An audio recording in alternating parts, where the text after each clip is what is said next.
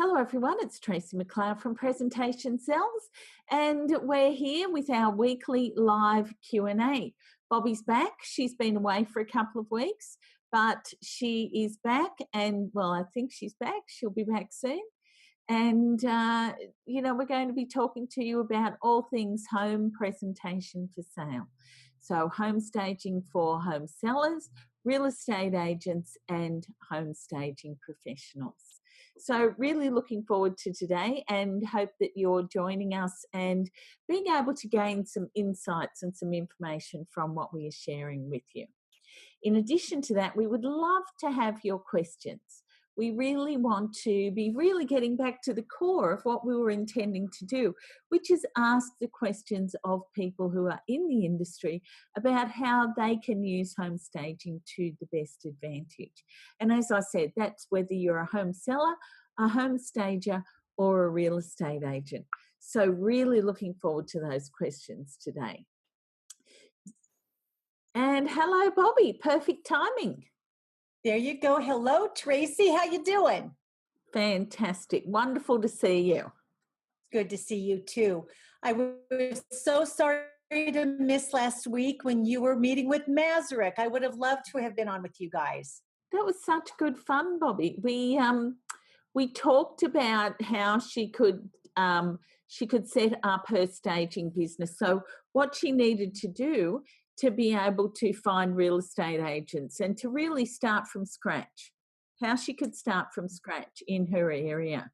So it would be great. I said to her, because she was very, she was a bit dejected that you weren't with us. Oh, I'm sorry. No, that's all right. But I said that we'll come back and we'll revisit the topic with her when you're available. So that sounds great. And she's in South Africa at the moment. However, in 3 months' time or so, she'll be in Canada starting her home staging business. Oh, that's wonderful. What part of Canada?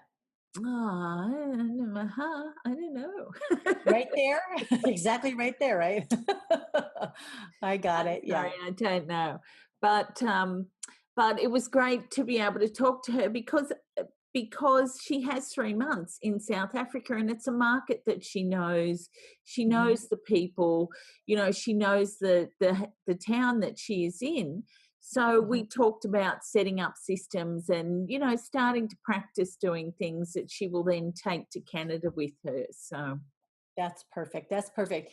And honestly, it's the longer I'm in the business, the longer I've done trainings and the more that I've tried to distill down to what works.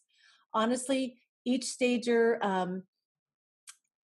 brings their own unique set of eyes or that creative portion, but it's that creation and that use of systems that really sets the creativity free. Because if you have a system in place, you don't have to waste your brain cells on thinking about how to handle things, because you know what you're going to do and you've been able to let people know what you're going to do, and then you do what you say you're going to do. So if you do that, then all of that energy and passion that you have for the creative side, you can spend your time in that. So systems are more and more important. So I'm glad to hear that's what you guys were talking about.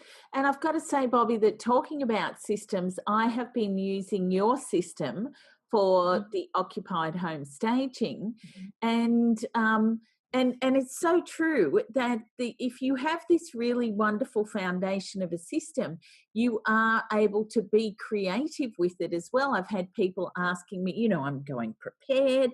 They're asking me for things that maybe aren't in my toolkit at the moment, like paving paint or things that I hadn't, somebody hasn't asked me before. But now suddenly it becomes part of the toolkit. And it may only be required every now and again, but it's, you're prepared. And obviously that turns a longer consultation into a shorter consultation and allows you to be able to share that information in a time-effective manner and therefore a cost-effective manner for the clients. Exactly. I'm so glad to hear you're building your toolkit. A lot of times people think it means it's more sliders or extra hammer or something like that.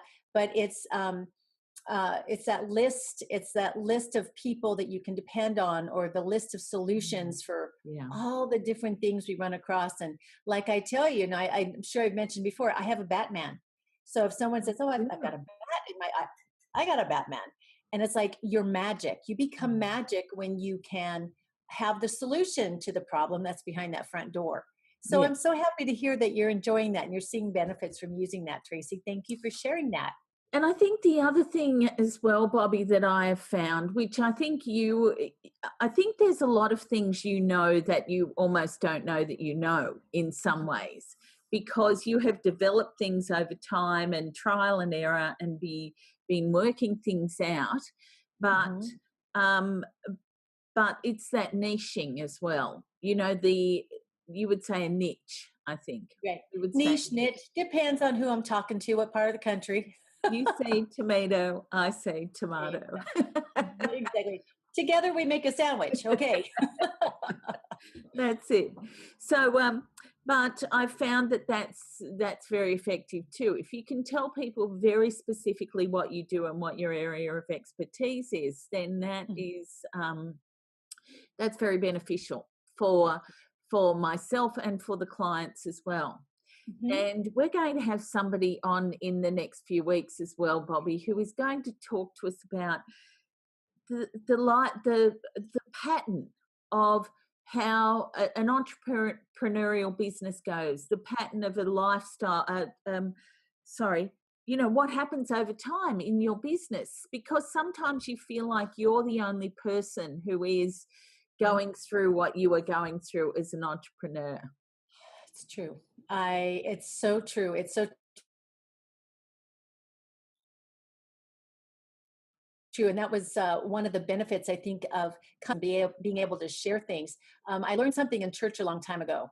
And it was like when you've got this secret or this something inside of you, and nobody else knows about it, or you think nobody else knows about it, but it festers and it just gets darker and darker and drags you down. And it was like, once you confess that, or once you say it, in another way is once you put the light onto it, all of a sudden, darkness cannot survive where light is. So if you speak it out and get it out, it can no longer fester and get stronger. So one of the things I really enjoyed about the convention I was at, the RISACON convention, was that it's like we are sitting around tables, not only during sessions, but during lunch or during our break time or walking from class to class, sharing exactly what you're talking about. And you just kind of confess, okay, this is what's going on, and then all of a sudden you start hearing this chorus of me too, me Yeah. too, what did you do, what did you do? And it was just a wonderful opportunity. And I always look at it as the lights it's being shown on this, and as a result, it is not going to hamper our businesses, and it's not going to dampen our spirits, and it's not going to keep us from being able to move forward. So I'm really glad that you brought that up. And perfect segue, Bobby, into finding out, so what happened? What happens in Vegas? Hopefully doesn't stay in Vegas. Well, parts of it probably should, but no, actually, it was just a wonderful time. I was, I was there, and I was speaking the first morning. So So it was this is kind of, the Real Estate Staging yes, Association conference, correct. international conference. And that's our trade association. And it is the group who runs that, Shell Broadnax and her team. They every year they're looking for what can we do better, what can we do better, what can we do better. And each year that I've gone, I've seen improvement, and the level of staging that is being presented as well is being uplifted. But me. I mean, again, I'm kind of that niche person. I'm looking and I'm thinking, it used to be everybody had to do everything because that's what it was. But our industry has become mature enough now that people are able to actually specialize in things that they enjoy. There are some stagers who really enjoy, they love doing like the flip staging. Yeah. It could be that they come up alongside and work with investors and provide staging for those clients. You have others who they don't want to work with anybody else but builders, and that's what they do. You have other folks, all they want to do is the vacants for the homeowners, and that's all they do. You have people who all they want to do is the occupied side, like I am. Mhm. And that's what they do. But then even within each of those categories, there's another niche.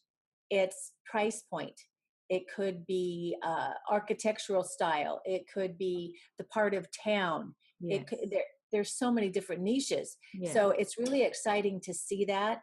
And I think what that also does is it allows the true business owners, the true home staging business owners who want to create and grow large businesses, large corporations per se, they now have this great avenue to do so.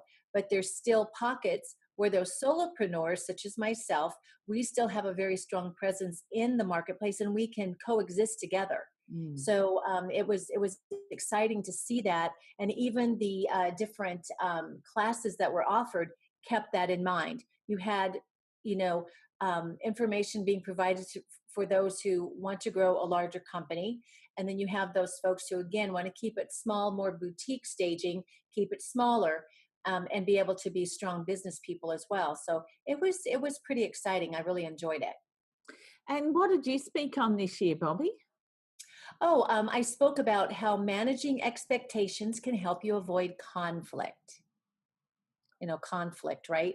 Um, my opening was along the lines of, have you ever been in the middle of working with a client? Everything's going well, everybody's doing fantastic, and let's say it's a vacant staging, and they've signed the contract, and then the day of the staging, you go in and you're halfway through the staging, and then all of a sudden there's this big blow up, and you don't know how things went wrong. I mean, you talk to them, you explain things, and they said they understood, and you're moving forward, and conflict. So I was talking about how if from the very first time, actually even before you speak with them, if you can start any and all communication with the idea of managing what they can expect, you can avoid so many of those problems. So, I was sharing with them the step-by-step process of doing that. And also, I wanted to challenge them into thinking as well, how is it that if you really think about your systems and you sit back and really write out exactly what you do, then you explain to your clients exactly what you are going to do. And then, as I said earlier, then you do what you say you're going to do. If you do all of those things, when conflict comes up, I would beg to say that you can actually embrace conflict then, because then what you're realizing is, oh, I haven't covered that yet in my system. And you can sit down and really think about, how can I avoid this so that it doesn't happen next time? You make it right with the current circumstance, but then you can really look at that and say, okay, you know what? This isn't a problem. This is an opportunity for me to raise the bar with my business, and then address it, take care of it, put it into your systems. So the next time you move forward, it's off the table. It's already taken care of. So that's what I spoke on. And it's a passion of mine. I work that with my realtors. I do my very best to work that with my clients. And, I'm only human. So once in a while, I just don't do part of my system, and it bites me. And each and every time I don't get upset with the client, I think shame on me, because I should have stuck to what I knew worked and what best serves my client. So that's what I was talking about. It's kind of along the theme of everything I do. It's the words you use, it's your timing, it's the way that you become competent within your industry, and then also how you portray the confidence that you have. So I loved it. It was fun. It was really fun too. I got to tell you, I love the Q&A. I always love that part because you never know what they're going to ask you, right? Oh my So, God. and one of the things that occurs to me when you're speaking as well, Bobby, is that those systems or that information from your specific system then becomes part of your website. It becomes part of your marketing. It becomes part of the fabric of your communication Mhm. strategy, which then allows you to have consistency in all Correct. areas of your business, so that when by the time people meet you, they are Mhm. seeing that the message is consistent through each medium, Mhm. and that they which obviously makes you seem more credible and more honest. Absolutely. And competent. Mm. and competent. And at Las Vegas, I was really pleased. There were, let's see, one, two, three, four, five. I think there were five OCS, the Occupied Consultation Specialist graduates who were there. So I Great. took advantage and we took some pictures. And then it was just kind of off the cuff. John Miller with J Squared out of Virginia, he started talking about what he learned from class. And I was like, oh my gosh, let me grab my phone. So I recorded it. And each of them were talking about what it was that they got from the class. And it was funny because, you know, I say an expert is someone who knows the things you didn't know you needed to know. I Yeah. say that all the time. And I hope I say this right, because I'm going to actually clip it and put it onto my website as soon as it gets fixed. The whole thing fell. It was a horrible thing. Timing is everything. There's got to be a lesson here. But he said something along the lines of, I didn't know what I already knew until she explained why I knew it. Yes. And he said it was like his business partner, Jonathan, is very, very versed, very, very good stager. And he'd been explaining to him all of these different things to do and how to, you know, about why you do things, why you make the certain recommendations. But he didn't explain to the client. And so he said, he said, so he didn't feel confident. When we broke it down in the step-by-step system, he said, all of a sudden I realized I did know this stuff, but now I knew why it was important to explain it to the client and how to explain it to them so that they would take it as a positive. He says it really, really well. I mean, we laughed because he just like spilled it off, and I said, "Do it again."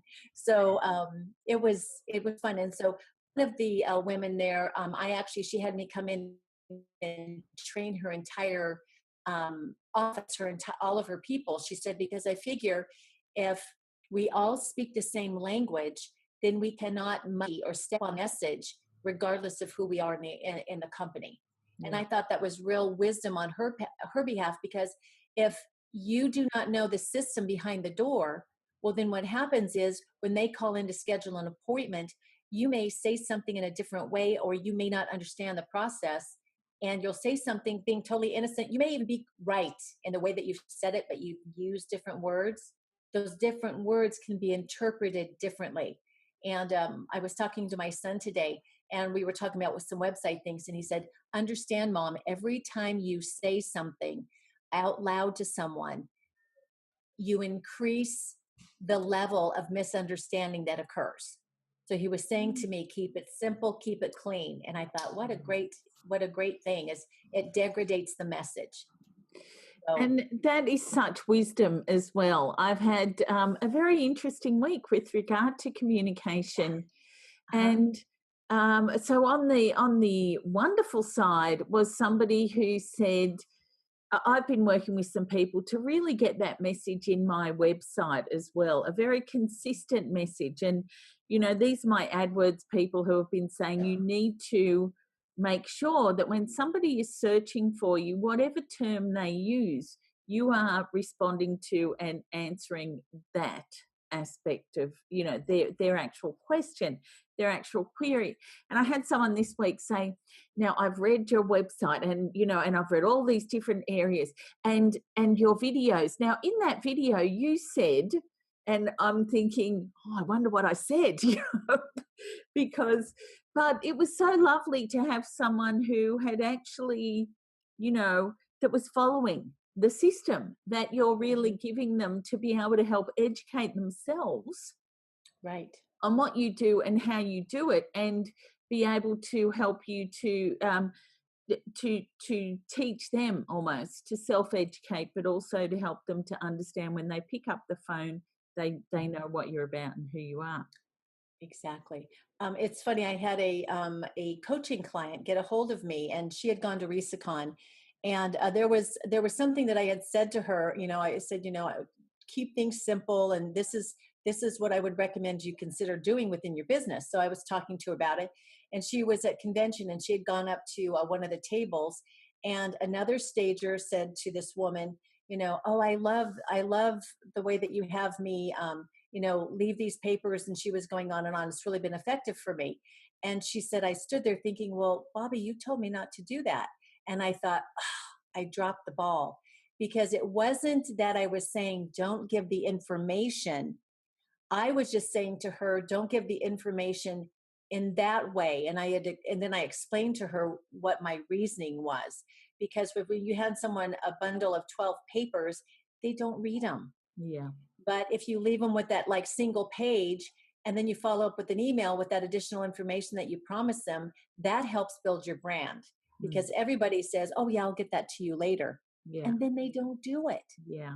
And it's not that they don't mean to do it, it slips their mind what have you. And I occasionally the same thing will happen to me. Yeah. But I just kick myself because I know what my system should be. I know what it is and I know what's effective, because I will, give my top 10. We'll review that. We've gone through the consultation. And then I go out to the car. I send the photo to the realtor if they're not at the consultation. And then I'll immediately, like go down the road a piece and send that additional information to the client right then, because chances are they're going to be going back to work, doing something in the house. But later on in the evening, when they sit down and look through their emails, there's the email that I promised. Yeah. And I've had feedback later. Oh yeah, I really appreciated you sending that to me. I was surprised to get it. Do you see?